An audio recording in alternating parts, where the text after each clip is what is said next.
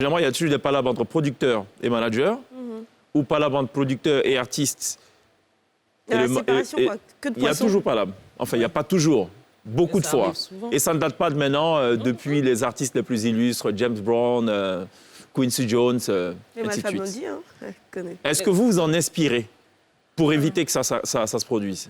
Bon, Après, tu fais tout pour que ça ne se produise pas. voilà. Oui. Je pense que l'objectif, c'est, comme on dit ici, de se dire l'EGB. Parce que tu vas pas continuer, tu vas pas continuer à travailler avec quelqu'un, par exemple, qui t'écoute pas, qui prend même pas en considération ce que tu lui conseilles.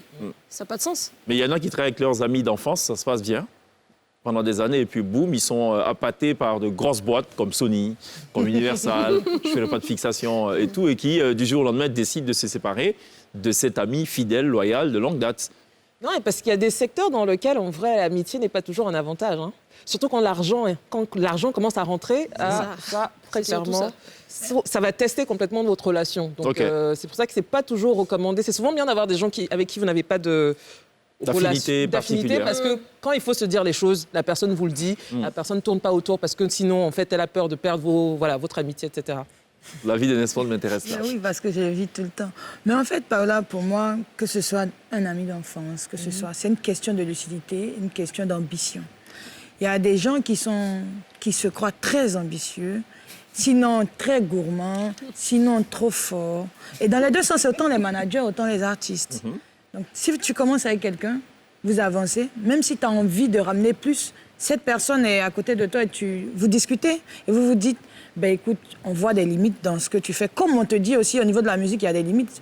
Au niveau du management, on voit des limites. Et moi, je pense qu'il faut qu'on rajoute quelqu'un pour qu'on puisse découvrir une autre étape de ce qu'on est en train de construire. Il faut avoir l'humilité. Il faut avoir l'humilité de faire. Mais pour d'autres, quand ils ont des grosses occasions, ils sautent dessus automatiquement comme si la personne qui était là était un frein. On peut pas tout connaître. Mais en même temps où tu vas, comme on dit, partout il y a des problèmes. Hein. Parce que même la personne que tu vas rencontrer aussi des limites. Donc tu vas sauter dessus. Mais est-ce que ce n'est pas un atout d'avoir pour collègue ou collaborateur quelqu'un qui vous connaît, qui bosse avec vous depuis des lustres? Moi, je pense qu'au début, c'est un atout.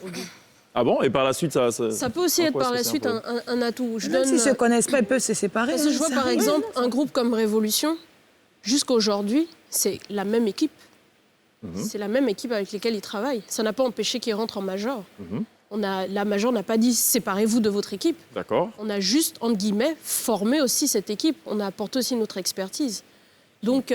je pense qu'il n'y a pas de règle. Hein, parce je pense que c'est une question d'éducation. Chacun est comme il est. Ah, question d'éducation. Et de personnalité Chacun aussi. est comme il est, voilà. Parce qu'on a aussi des exemples d'artistes qui étaient, justement, qui ont commencé avec l'équipe du quartier, ça montait bien. Mais il y a un plafond, en fait. Il y a un moment où l'artiste doit faire un switch, passer à une autre étape, etc. C'est normal, ça arrive à tout le monde et c'est ce qu'on leur souhaite même. Mais des fois, en fait, les équipes ne sont pas au même niveau d'avancement que l'artiste. Parce que le manager, à la limite, il connaît certaines subtilités. Il connaît aussi certains, je failli dire, secrets de l'artiste. Mais non, il sait par exemple qu'un monsieur comme Alpha Blondy, quand il dort le matin, il ne faut pas le réveiller. Il se réveille de lui-même. Un artiste comme Mewé, il n'est pas debout avant 10 heures. Ça, c'est des choses qu'une major ou celui qui arrive tout de suite ne saura pas faire. Mais justement, ne saurait pas faire. Qu'est-ce qui se passe justement quand cet artiste-là, on connaît ses habitudes? Je sais pas, ça marchait très bien quand la personne, je sais pas, était juste connue en Côte d'Ivoire. Quand maintenant la personne est une autorité mondiale, il faut changer de rythme, il faut changer de manière de travailler. Justement, quand on rejoint la major, c'est souvent le problème de beaucoup d'artistes indépendants. C'est pas la même façon de travailler. Si vous n'avez pas des équipes qui arrivent à suivre, qu'est-ce qui se passe? Est-ce qu'il y a plusieurs managements? Par exemple, est-ce qu'il y a un management francophone ou un management anglophone, par exemple? Tu peux avoir différents managers. Différents styles de management. Voilà, différents styles de management. Je reprends l'exemple de Révolution, puisque c'est le plus palpable. Ils ont un manager qui est ici, en Côte d'Ivoire. Ils en ont un qui est en France. Ils en ont un qui est aux États-Unis. Parce que c'est pas la même façon de voir partout. C'est pas du tout la même façon de voir. Et c'est surtout pas la même manière de travailler, en fait. Et comme disait Nesmond tout à l'heure, je reprends l'exemple d'Alpha Blondy et autres. OK, il n'a pas l'habitude de se lever à 10h, etc., etc. Mais si je suis face à une émission For People, à 8h du matin, tu dois être là, je suis désolée, tu vas te lever.